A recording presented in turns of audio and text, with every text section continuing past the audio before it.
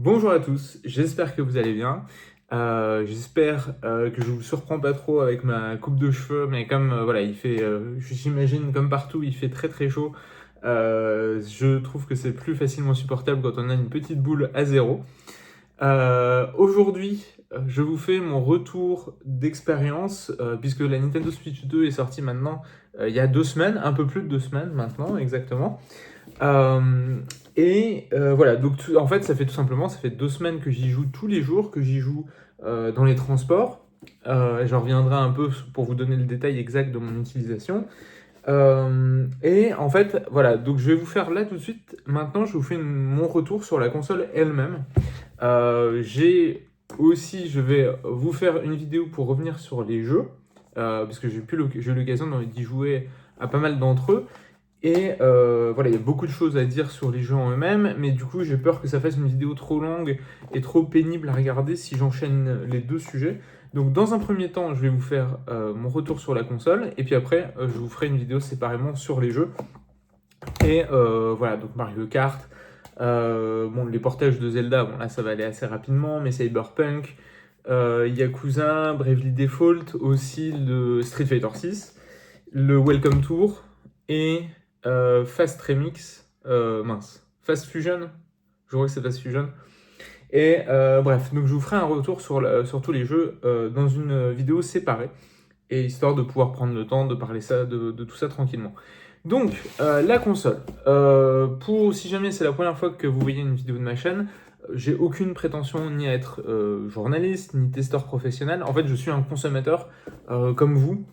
Je suis juste un lambda qui aime bien partager son avis, échanger son avis et son opinion sur Internet, tranquillement, dans le calme. Il n'y a pas besoin de se jeter, de rentrer dans les invectives ou de mal parler des mamans. Voilà, c'est juste. Donc je pense qu'on peut dire que je suis un gros joueur, dans le sens où je joue quand même, je joue pas mal, je joue sur toutes les plateformes. Évidemment, comme beaucoup de gens, et comme beaucoup, je suis né dans les années 80, donc j'ai une affection particulière pour Nintendo et pour toutes ses licences. Mais je joue sur tous les formats, donc voilà, histoire de vous dire que vous fassiez comme ça, voilà, vous savez à peu près d'où je viens, comme on dit. Donc la Switch 2, mais j'ai à côté de moi, en ce moment je joue beaucoup en mode portable, parce que comme je suis un jeune parent, c'est devenu un peu plus compliqué de s'installer vraiment devant la télé, pardon, et donc on joue un peu quand on peut, là où on peut, et donc le format portable me convient particulièrement bien en ce moment. Voilà, sur PlayStation 5, j'utilise pas mal mon PlayStation Portal. Et ma console, en tout cas jusqu'à la sortie de la Switch 2, la console qui était devenue quasiment ma console principale, c'était mon Steam Deck. Donc c'est mon Steam Deck OLED. J'avais déjà même le Steam Deck original et j'adore cette machine. C'est une console que j'ai utilisée. Voilà, il y a beaucoup de jeux que j'aurais jamais pu faire si j'avais pas le Steam Deck. Donc voilà, c'est une console que j'adore, que j'ai recommandé, que je recommande à beaucoup de gens. Mais aussi, en fait, je suis pas là pour vous faire une vidéo. Est-ce que Nintendo a tué le Steam Deck? Est-ce que le Steam Deck va tuer Nintendo? Tout ça, c'est pour moi, je pense, enfin, c'est du clickbait. Et c'est des vidéos faciles à faire. Enfin, c'est un peu du sensationnalisme, pardon. Puisque ce sont pour moi des machines complètement différentes, qui n'ont pas du tout le même public. Et donc, voilà, en fait, si on veut parler chiffres, donc là, le fameux chiffre des 3,5 millions de Switch 2 est sorti. Je pense que, en gros, en quelques semaines encore, la Switch 2 aura déjà dépassé les ventes de Steam Deck, mais en soi, c'est pas du tout une considération, enfin, ce n'est pas une comparaison pertinente pour moi. C'est deux publics complètement séparés. Si vous voulez un Steam Deck, c'est que vous avez déjà, ça vous fait pas peur d'investir dans une ludothèque Steam, soit vous avez déjà beaucoup de jeux sur Steam, donc ça sous-entend déjà que vous êtes potentiellement un joueur PC. Ça veut dire aussi que vous n'avez pas peur de bricoler un peu, potentiellement vous êtes intéressé par tout ce qui est émulation, qui fonctionne super bien sur Steam Deck. Vous n'avez pas peur de passer du temps dans les réglages pour avoir le meilleur ratio batterie, performance, etc. etc. Voilà, c'est pas du tout une expérience plug and play à la Nintendo Switch, c'est pas du tout le même public. Donc pour moi, voilà, j'adore mon Steam Deck, je vais continuer à m'en servir. C'est une super machine. Mais voilà, le Nintendo Switch, c'est un délire proche. Évidemment, je comprends qu'il y ait une comparaison qui soit faite, mais c'est une approche tout à fait différente du même concept. Voilà, je pense que c'est la meilleure manière dont on peut en parler. Et voilà, donc ça vous fait probablement, voilà, vous voyez à peu près où je me situe. J'adore la première Switch. Voilà, j'ai fait, il y a pas longtemps, j'avais fait une vidéo de tous les jeux qui m'avaient marqué sur la première Switch. Il y en a, et encore, j'en avais oublié, et il y en a plein. Il y en a une première Nintendo Switch, c'est une console incroyable. Je pense qu'on va avoir, je pense que dans les générations en fait qui ont grandi avec la Switch auront la même nostalgie pour cette console que nous, on peut avoir nous trentenaires, quarantenaires, on peut avoir une nostalgie pour la Super Nintendo. Donc je pense que c'est ce genre de console vraiment marquante. Et donc voilà, donc évidemment comme tout le monde, j'avais très très hâte qu'on passe à la Nintendo Switch 2 puisque la Switch commençait à marquer son âge, notamment en termes de performance. Et donc, ça va faire donc 2 semaines que je l'utilise tous les jours. Et écoutez, moi, je suis là simplement pour vous donner mon avis. J'en suis ravi. Je trouve que c'est une excellente console. Nintendo a corrigé tous les principaux défauts de la Nintendo Switch 1. La console n'est pas parfaite, évidemment. Je ne suis pas en train de vous dire que c'est une masterclass 10 sur 10. Je suis pas du tout, je suis pas du tout sur cette ligne-là, mais je trouve que c'est un excellent produit. Je pense sur un point précis, on va en parler très rapidement tout de suite. Je pense que peut-être le grand public risque d'être heurté sur certains points. Il y a déjà eu des retours là-dessus. Je parle évidemment de la batterie, mais ce point spécifique mis à part. Je pense que c'est une très belle machine. Je pense que Nintendo, enfin voilà, on a une très belle année déjà qui nous attend. Déjà, rien que le mois prochain, Donkey Kong Bonanza a l'air exceptionnel. Le Nintendo Direct centré sur Donkey Kong Bonanza a vendu, je pense, beaucoup de rêves et a convaincu plein de gens, moi y compris. J'avoue que j'étais content que Donkey Kong revienne dans son vrai gros jeu rien qu'à lui.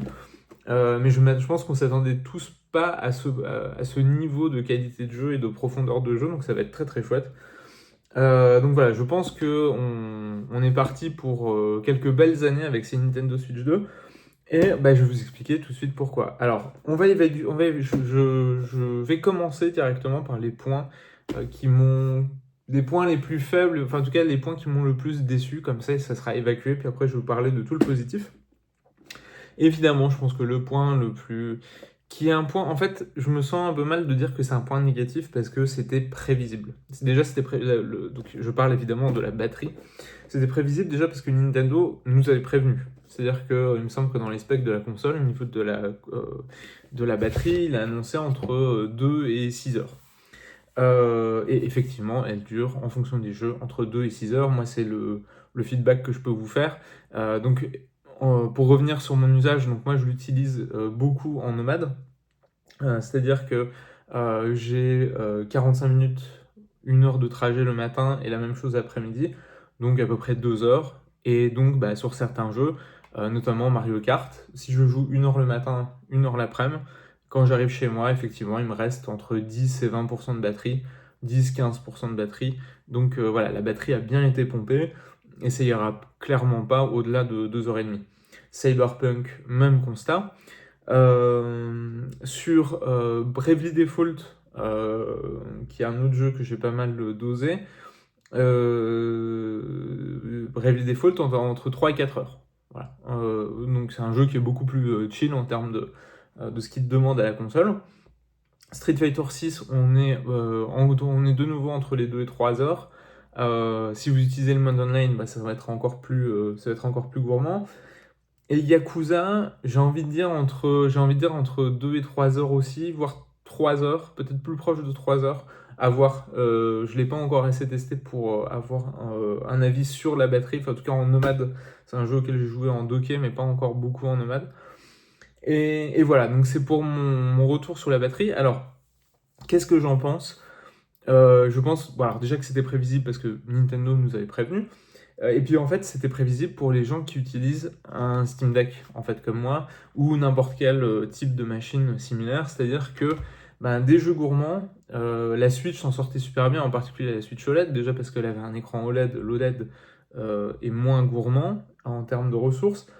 Et en plus, bah, les jeux, ce qu'elle affichait, c'était quand même moins un challenge. En termes, on était sur du 720. C'était du 720p l'écran de la. Il me semble que c'est ça, c'est 720p l'écran de la première Switch. Il me semble que l'écran du Steam Deck c'est du 800p. Et bah, dès qu'on commence à attaquer des jeux, en fait, moi c'était le premier réflexe quand j'ai vu qu'ils avaient annoncé Cyberpunk pour la Nintendo Switch 2. Je me suis dit, en fait, moi j'ai même pas pensé au graphisme, j'ai pensé à la batterie. Je me suis dit, mais combien de temps ça va durer? Et pour être honnête avec vous, je trouve ça impressionnant que ça dure plus de 2 heures. Vu le rendu graphique, je reviendrai sur le jeu quand je vous ferai mon retour sur les jeux. Le jeu a une bonne tête. Alors, c'est pas le rendu de votre PS5 ou de votre Xbox Series X, mais vous avez un rendu tout à fait correct et tout à fait agréable pour jouer et praticable dans des bonnes conditions. Et c'est un très beau jeu sur Nintendo Switch 2, il n'y a pas de souci.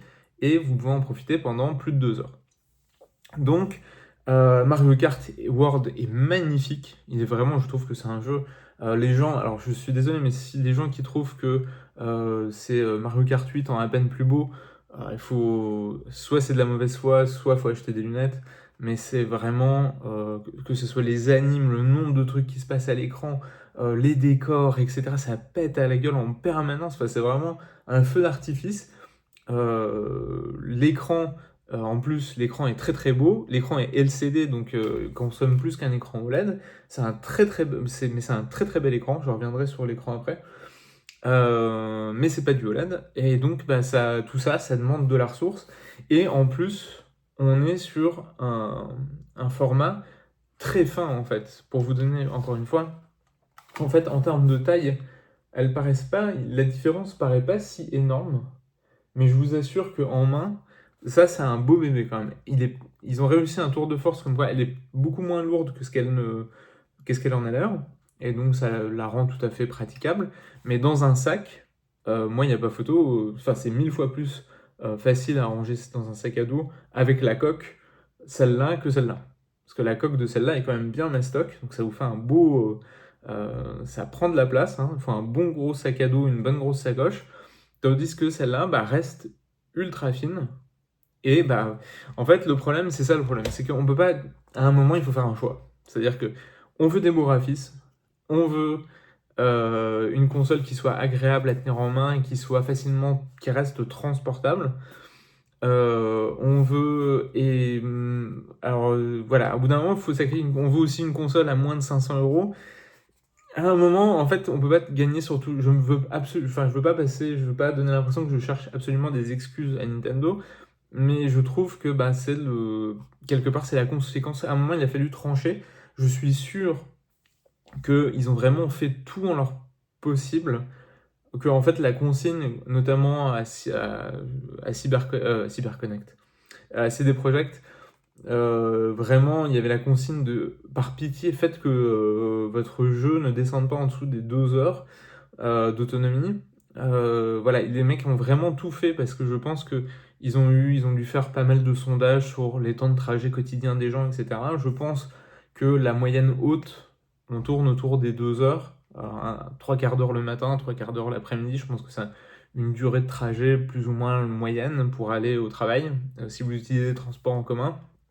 Et donc, ça donne à peu près ce palier idéal, enfin, à ne pas franchir, en tout cas psychologique, des 2 heures. Et donc voilà, c'est comme ça qu'ils en sont arrivés à ce résultat. Je pense que, évidemment, moi, enfin, je suis comme vous, j'aurais préféré avoir plus, ça aurait été idéal, je pense, vraiment, histoire d'être à l'aise, c'est d'être entre les 3 et 4 heures de moyenne. Comme ça, en fait, voilà, vous faites votre trajet le matin, le soir, et du coup, même si vous jouez sur le temps de midi ou si vous jouez un peu plus que prévu, vous êtes dans des bouchons ou peu importe, vous avez joué un peu plus que vous avez prévu dans la journée, bah vous n'êtes pas en rade et vous vous retrouvez pas en déj de batterie. Donc voilà, moi j'aurais préféré effectivement que la batterie soit plus grande, donc c'est pour ça ça reste un point faible, en particulier pour les gens qui vont l'utiliser principalement comme une console nomade. Du coup, ça devient une console plus transportable où il faut toujours avoir une solution de recharge sur soi. Donc effectivement, c'est pas idéal pour tout le monde, mais dans mon cas, ça fonctionne. Voilà. Là, ça fait 2 semaines que j'utilise au quotidien. J'ai eu aucun souci. Il n'y a pas eu de moment où je me suis retrouvé en rade. Et donc, ça me va. Un conseil, si vous avez une Switch ou que vous voulez une Switch 2, que vous avez une Switch 2 et que vous l'avez déjà ou que vous prévoyez de la prendre, un conseil que je peux vous faire, c'est que bah, c'est le moment, si vous n'avez pas encore, c'est le moment d'investir dans une batterie externe. C'est pas du tout un placement de produit, voilà, c'est pas avec le nombre, c'est pas avec, enfin voilà, je suis une toute petite chaîne, c'est pas avec les vues que je fais que je vais avoir que je vais faire des placements de produits.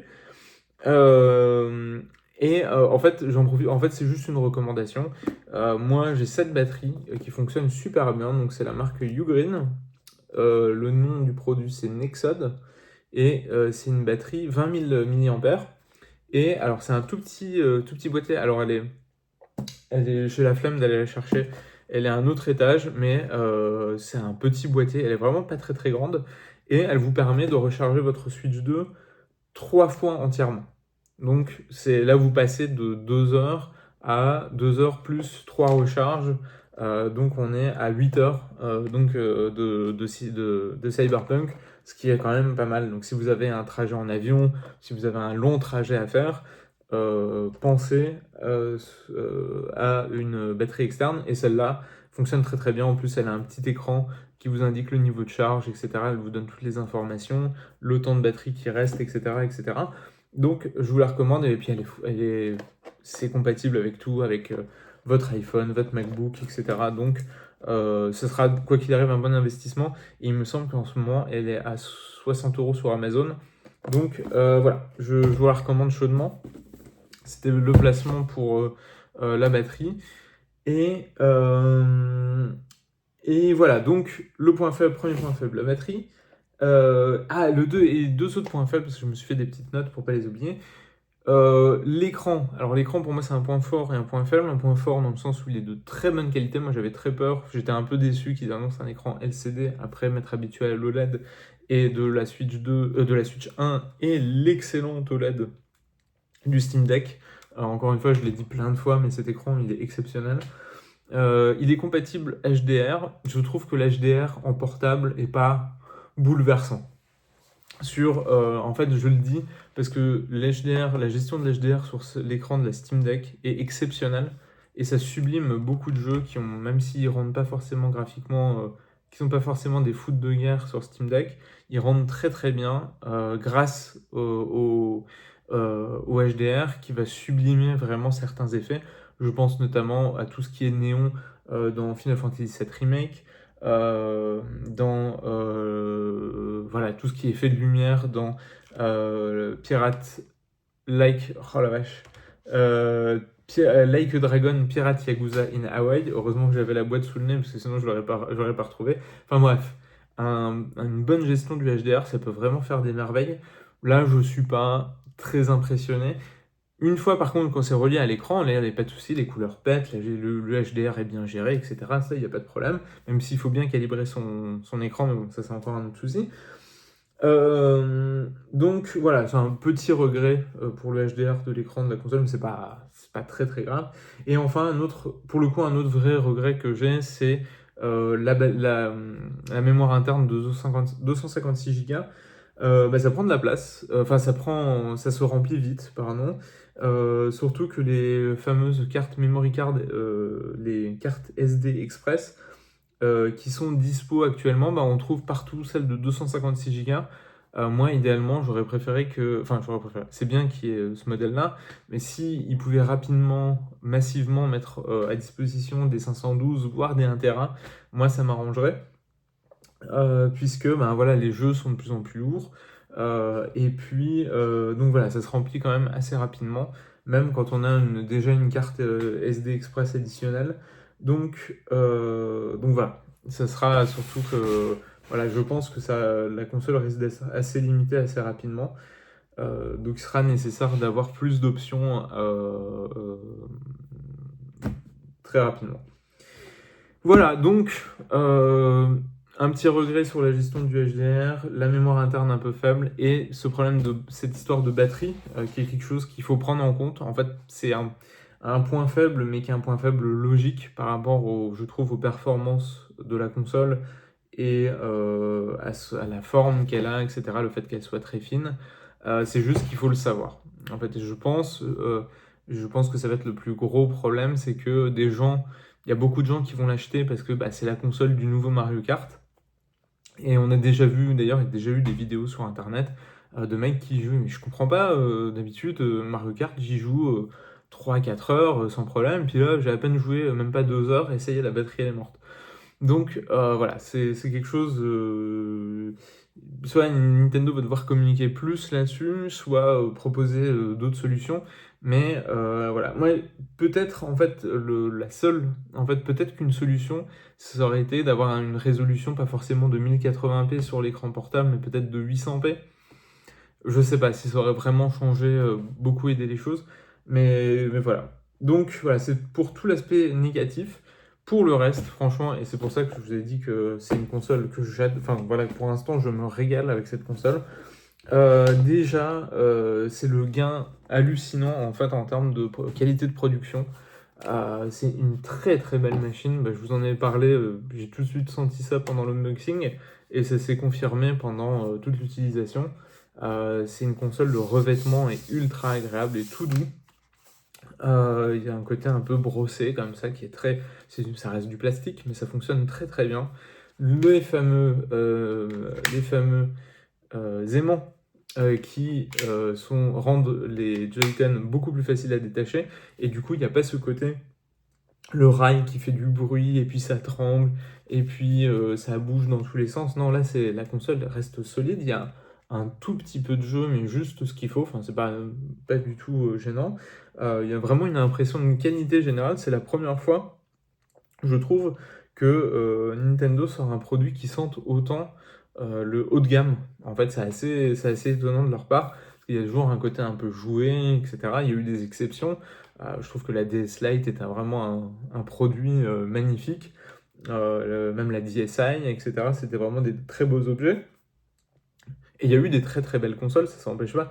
Mais au niveau du feeling en main, il y a vraiment un côté haut de gamme, premium, qui est très agréable, que honnêtement, je trouve qu'elle me paraît presque plus, en termes de sensation générale. Alors celle-là fait plus mastoc, donc ça peut rassurer plus certaines personnes. Mais en termes de vraiment feeling premium, je trouve que celle-là est un chouïa au-dessus. En fait, ça se joue aussi à d'autres détails que j'ai beaucoup appréciés. Moi qui ai l'habitude de jouer sur Steam Deck, un Steam Deck, ça souffle, ça fait du bruit, même si ça a été largement amélioré avec les années, croyez-moi. Les premiers utilisateurs, les utilisateurs du premier Steam Deck, on se souvient tous du bruit, ça sifflait même par moment. Enfin, c'était assez violent.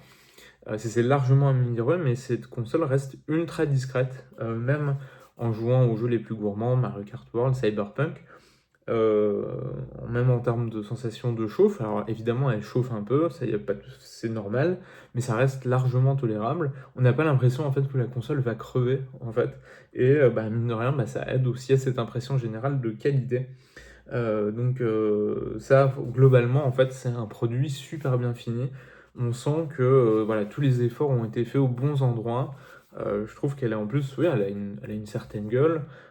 Les touches de couleur, le fait que ce soit juste ici et ici, je trouve que c'est très bien pensé, c'est très bien fait. Et comment? Donc voilà. Et cette sensation de qualité s'étend même jusqu'aux accessoires, donc avec la fameuse manette Pro. Alors celle-là, là je veux pas autant, je peux prendre des pincettes par-ci par-là. Pour moi, c'est ma nouvelle manette préférée. J'adore le DualSense, j'adore la manette Xbox One. Il n'y a pas de souci, c'est des manettes solides, mais alors celle-là, je vous jure, en fait, franchement, c'est violent à quel point on dirait vraiment que c'est la même. J'ai même hésité à la prendre à quel point on dirait que c'est la même que la manette Pro de la Switch 1, mais le delta en termes de feeling, c'est incroyable. C'est vraiment, ils ont fait quelque chose au joystick. Alors déjà même le revêtement, il y a ce côté très doux, à la fois solide et doux, qui est vraiment très agréable. Mais alors au niveau des joysticks, c'est c'est ultra agréable. En fait, on a envie de jouer, rien que de tenir la main, de tirer, de jouer avec les joysticks comme ça donne tout de suite envie de jouer. Ça met tout de suite bien. Et puis en plus, voilà, encore de ce que j'ai pu tester, en tout cas, la batterie, l'autonomie est toujours ultra solide. La manette Pro de la Switch 1 était vraiment un chameau. Et pour l'instant, j'ai l'impression qu'on est à peu près sur les mêmes eaux. Donc voilà, vraiment une manette Pro incroyable. Je sais pas si elle est compatible PC, mais en tout cas pour les gens qui ne sont pas intéressés par la Switch 2 elle-même, c'est une manette que je recommande si elle est compatible avec d'autres supports. Je regarde encore une fois mes notes. Oui. Et puis voilà, donc l'autre truc que j'ai trouvé très sympa, alors que j'ai beaucoup moins essayé, plus dans certains jeux, mais c'est le mode souris. Alors je sais que il y a cette petite musique qui s'installe et qu'on entend souvent dans les tests de la console qui dit oui, mais c'est une Switch Pro.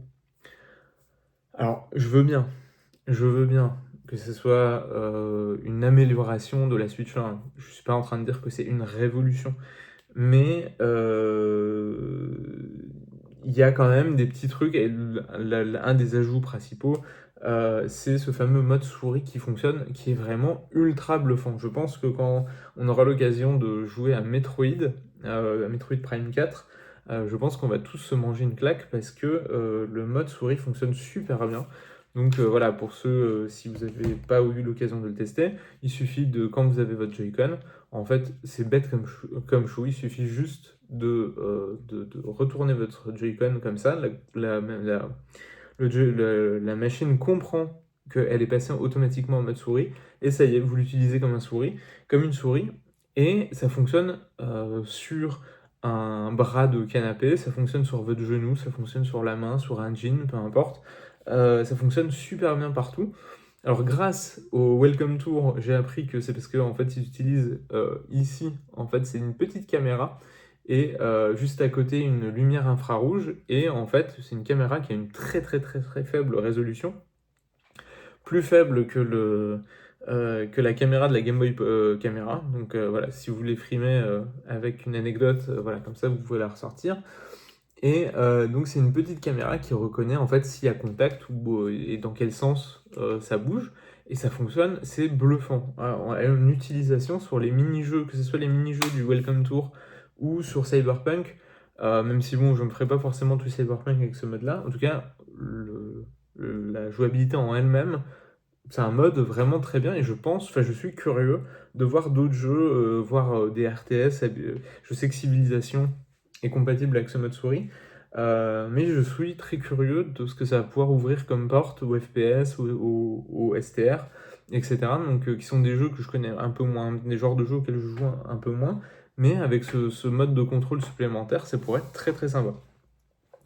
Donc voilà, ça c'est un ajout. Et c'est un bel ajout aussi, alors même si j'ai pas pu l'utiliser directement chez moi, mais le game share, le fait de pouvoir partager facilement certains jeux, les jeux compatibles, ça je trouve que ça fonctionne, enfin que c'est un beau concept. C'était un bon concept qu'on avait déjà connu depuis la DS, et c'est cool que ça revienne. Et voilà, et en fait, de manière générale, en fait, je trouve que on sent que c'est un lancement de console qui a été préparé depuis très longtemps. Alors évidemment, donc la rumeur veut que voilà, la console était prête, voilà, les mecs avaient été plus ou moins prêts depuis un certain temps, mais c'est juste qu'ils ont voulu prendre du temps pour en fabriquer le plus possible.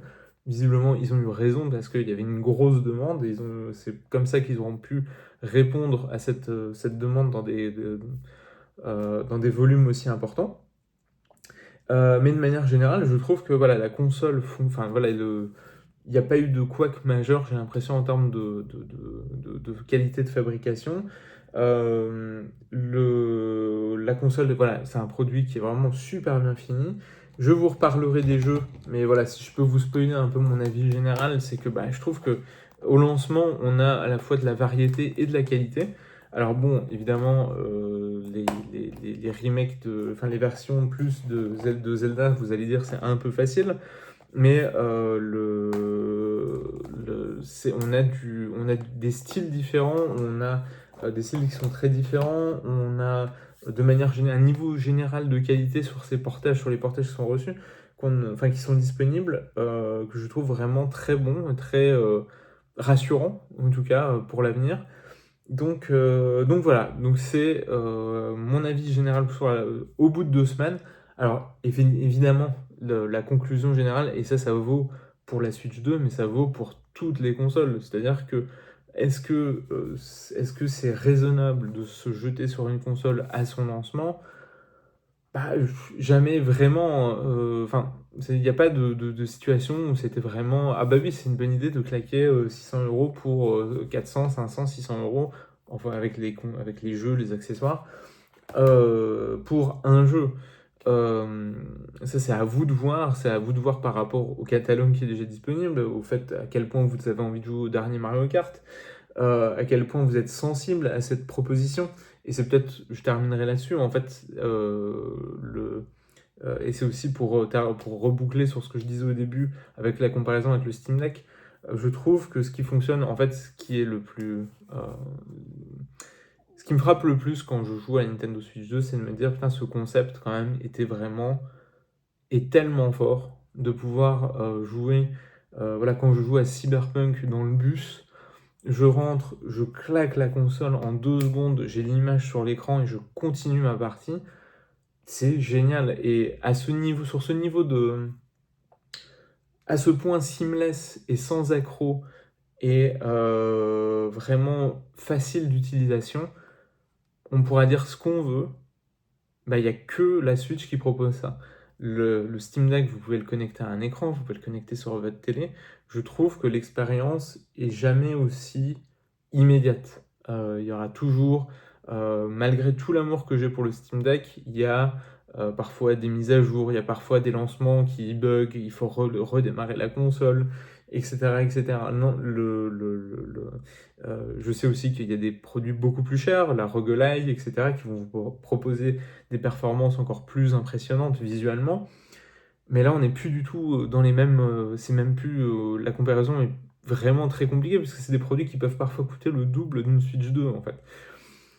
Pour ce tarif, en termes de facilité d'utilisation, et vu les jeux, sur des jeux quand même d'une certaine qualité, avec un rendu visuel quand même assez important, je trouve personnellement que la Switch 2 est vraiment est déjà sur de très bons rails. Voilà. La promesse est toujours aussi forte. Je trouve que ça fonctionne toujours aussi bien. Et ce lancement me hype. Ce lancement, voilà, pour moi, j'étais très hypé. Enfin, j'avais très très hâte de la tester. Et voilà, ça fait 2 semaines et 2 semaines que je me régale, que je joue non-stop. Dès que j'ai l'occasion, je joue. J'ai envie de jouer à la Switch 2. J'ai la PS5 qui est là, j'ai le Steam Deck qui est là, mais j'ai envie de retourner sur Mario Kart, j'ai envie de retourner continuer ma partie Cyberpunk, j'ai envie de continuer Bravely Default, je vous en parlerai. Mais voilà, c'est un lancement, enfin, c'est vraiment, je trouve, un lancement solide. Ça me fait beaucoup penser un peu au lancement de la Game Boy Advance où il y avait vraiment plein de jeux, de très bons jeux au lancement. C'est peut-être le lancement dans lequel je suis le plus nostalgique, la Game Boy Advance, et je retrouve un peu cette excitation, voilà, ce côté un peu à l'époque de la Game Boy Advance, on était déjà halluciné d'avoir des graphismes de Super Nintendo dans la main en fait.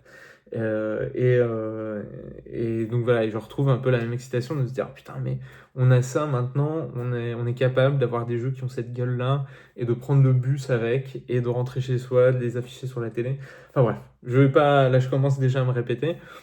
J'espère que cette vidéo vous aura plu. Je vous remercie de l'avoir pris le temps de la regarder. Surtout, n'hésitez pas à me dire, est-ce que c'est une console qui vous intéresse? Si vous l'avez pris, qu'est-ce que vous en pensez? Et si vous l'avez pas pris, pourquoi? Qu'est-ce que vous attendez? Est-ce que vous êtes déçu?